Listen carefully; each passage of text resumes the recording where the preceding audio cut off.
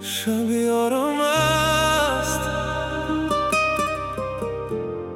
دل خواب دارند.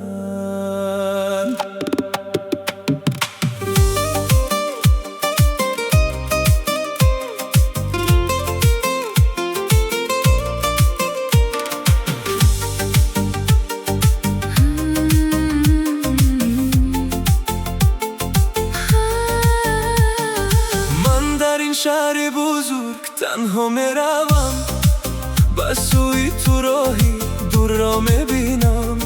چشمانی تو مثل ستاره ها درخشان، مرا بسوی خودت میخوانی به زبان.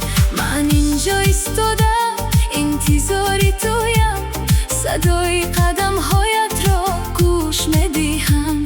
بادهای شبانه پیامی تو خاطره های شیرین دل را پر میکنند.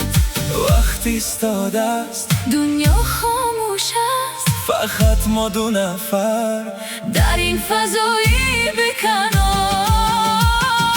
تو روشنایی شبی تاریکی منی، به تو زندگی منو ندارد ای جانی. بیا نزدیکتر بگذار دستهایمان یک شبم، گذاری لحظه ها تو ابد پایدار مانند.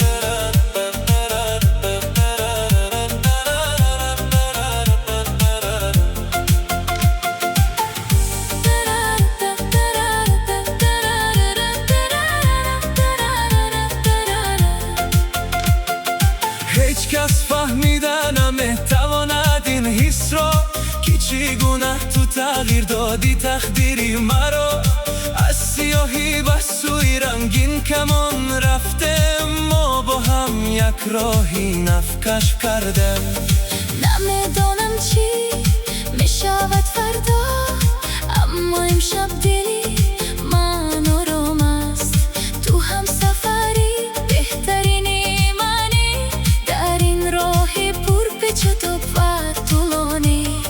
وقتی ایستاده است دنیا خاموش است، فقط ما دو نفر در این فضای بیکنار. تو روشنایی شبی تاریکی منی، به تو زندگی منو ندارد ای جانی. بیا نزدیکتر بگذار دستهایمان یک شبن، گذار این لحظه ها تو ابد پایدار مانند. اگر باران بارد من سایه تو میشوم، اگر آفتاب براید من نوری تو میشوم.